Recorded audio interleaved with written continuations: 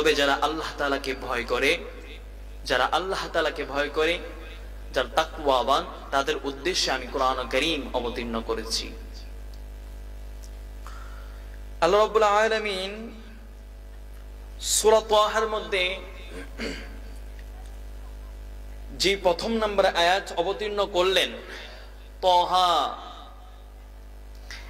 এই তাহার কোনো অর্থ নেই। পৃথিবীর মধ্যে যত কিছু আছে, যত ভাষা আছে, সবগুলোর একটা অর্থ আছে, কিন্তু এই অক্ষর, এই ভাষার যে অক্ষরগুলো আছে সেগুলোর কোনো অর্থ নেই। উদাহরণস্বরূপ বাংলাতে শরিয় সরায়া ক খ, আরবিতে আলিফ বা তা সা, ইংরেজিতে হলো এ বি সি ডি। এগুলা যদি লক্ষ্য করেন, কর কোনো অর্থ নাই, এর কোনো অর্থ নাই, বীর কোনো অর্থ নাই। তবে এই শব্দগুলো যদি একত্রিত করেন সে অনুযায়ী একটা অর্থ দাঁড়ায়। যেমন আমি একত্রিত করলাম ক ল ম, কি হলো? কলম। কলম যেখানেই এই কলমটা লিপিবদ্ধ হয়ে গেল, মানে কলমটা যখনই প্রকাশ পেয়ে গেল, তখনই আমার মাথার মধ্যে, আমার জেহেনের মধ্যে, মস্তিষ্কের মধ্যে ঢুকে গেল কলম এমন একটা জিনিস যেটার মাধ্যমে লিপিবদ্ধ করা হয়, লেখা হয়। যেই কালাম আল্লাহ তাআলা পুরো কিতাব সূরা ফাতিহা থেকে সূরা নাস পর্যন্ত আল্লাহ রাব্বুল আলামিন কোরআনে কারীম নাজিল করলেন, আল্লাহ তাআলার রাসূল সাল্লাল্লাহু আলাইহি সাল্লামের উপর নাজিল করলেন। যে কিতাব এমন একটা পাওয়ারফুল কিতাব, যেই কিতাবের সুসংবাদ এবং যার উপর অবতীর্ণ হবে সেই মহামানব নবী করিম সাল্লাল্লাহু আলাইহি সাল্লামের এত সুনাম এবং সৌখিত, শুধু আমাদের কোরআন, আমাদের কিতাব কোরআন, এই কিতাবের মধ্যে নয়, বরং তাওরাত, জাবুর, ইনজিল, কোরআন, এই সমস্ত কিতাবের মধ্যেও আল্লাহর পয়গম্বর নবী করিম সাল্লাল্লাহু আলাইহি সাল্লামের আগমনের সুসংবাদ এবং তাকে যে একটা কালাম দেওয়া হবে, সেই কালামটার আল্লাহ তাআলা দৃষ্টান্তমূলক বলে দিয়েছেন।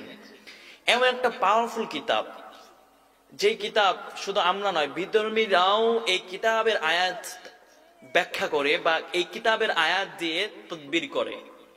আমাদের মুসলিমের মধ্যে অনেক মসজিদের ইমাম সাহেব, খতিব সাহেব অথবা হাকিম যাদেরকে বলা হয়, এরা এই কোরআনের আয়াত দিয়ে তাদবীর করে।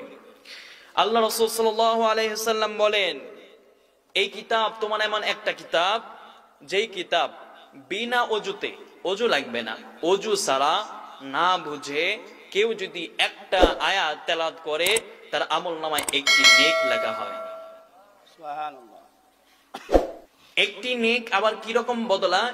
একটি নেক আবার 10টা নেকের বদলায়।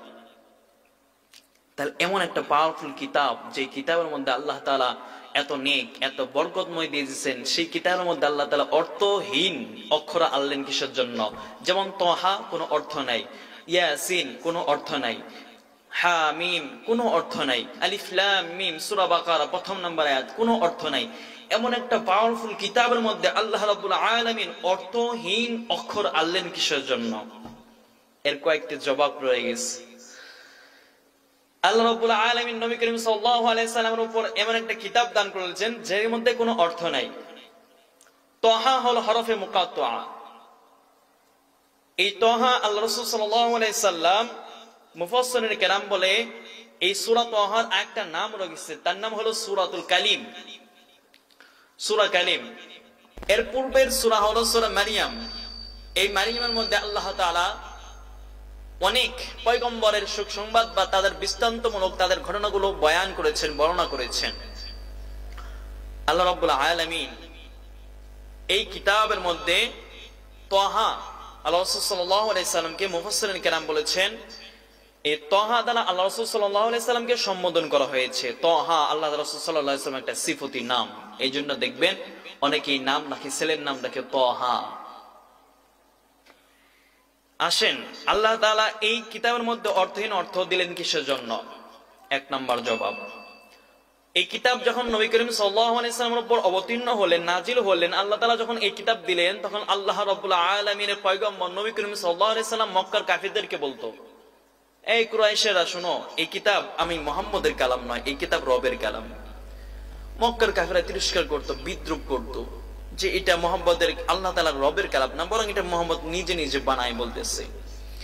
এই জন্য আল্লাহ রাব্বুল আলামিন কিছু কিছু অক্ষর দিয়ে দিলেন যেগুলো অর্থ মুহাম্মদ নিজেও জানে না, নবী করিম সাল্লাল্লাহু আলাইহি ওয়াসাল্লাম নিজেও জানে না। যেমন তহা নাজিল করে আল্লাহ রাব্বুল আলামিন ব্যাখ্যা করে দিলেন, এই মক্কার মুশরিকরা শুনে নে, এই কিতাব যদি মুহাম্মদ যদি নিজে বানায় থাকে তাহলে মুহাম্মদ তহার অর্থ জানে না, আলিফ লাম মিমের অর্থ জানে না, হা মিমের অর্থ জানে না। সুতরাং প্রমাণ হলো এটা কোন মুহাম্মদের কালাম না, এটা হলো আমার রবের কালাম। দ্বিতীয় নাম্বার জবাব, অর্থহীন অক্ষর আনার দ্বিতীয় নাম্বার জবাব হলো আল্লাহ সুবহানাহু ওয়া তাআলা এর অর্থ আছে কিন্তু আমরা লেখকরা জানি না, আমরা পাঠকরা জানি না, কিন্তু যিনি লিখছেন সে জানে। যেমন উদাহরণস্বরূপ, এখন তো গ্রামগঞ্জেও প্রায় এরকম সিস্টেম চালু হয়ে গেছে, দোকানের ভিজিটিং কার্ড করে, ছোট একটা কার্ড করে, দোকানের ভিজিটিং কার্ড করে, আমরা বক্তারাও ভিজিটিং কার্ড করে থাকি, সেখানে নামের শুরুতে HMA আব্দুল খালেক বা MHA আব্দুল খালেক, এর অর্থ আপনি যদি তাফসির করেন, বর্ণনা করেন যে সে ভিজিটিং কার্ডের মধ্যে HM আব্দুল খালেক, তাহলে H তে হলো হাজী সাহেব, M তে হলো মাওলানা, আর আব্দুল খালেক তো স্পষ্ট। এখন যিনি লেখছে সে কইতেছে 13 বাল দোয়া ইউনুস পর কি লিগা, কারণ আমার বাপেও তো এখন পর্যন্ত হজ করে নাই, তাহলে আমি কেমন হাজী সাহেব হইলা, তাহলে কি H দ্বারা আমি উদ্দেশ্য করেছি, H দ্বারা উদ্দেশ্য হলো যে H দ্বারা হাজী সাহেব নয়, H দ্বারা হলো হাওলাদার। এম দ্বারা কি, এম দ্বারা মৌলানা নাই, আমার গোষ্ঠীর মধ্যে একটা মৌলানা নাই, তাহলে এম দ্বারা উদ্দেশ্য কি, এম দ্বারা উদ্দেশ্য হলো মুহাম্মদ, হাওলাদার মুহাম্মদ আব্দুল খালিক, স্পষ্ট। সুতরাং এই তহার অর্থ আছে, আমরা পাঠক যারা আমরা দুনিয়ার মধ্যে আছি এরা জানে না, একমাত্র কে জানেন? আল্লাহ সুবহানাহু ওয়া তাআলা জানেন। এই কিতাব আল্লাহ রাব্বুল আলামিন আমাদেরকে দিলেন, যে সুন্দর কিতাব আমাদেরকে দিলেন, এই কিতাব জানার পরেও আল্লাহ সুবহানাহু ওয়া তাআলা আমাদের মুসলিম থেকে নয়, বিধর্মীরা অনেক আছে যেগুলো এই কিতাব তেলাওয়াত করে অথবা আল্লাহ তাআলার নিদর্শন দেখে দেখে মুসলমান হয়।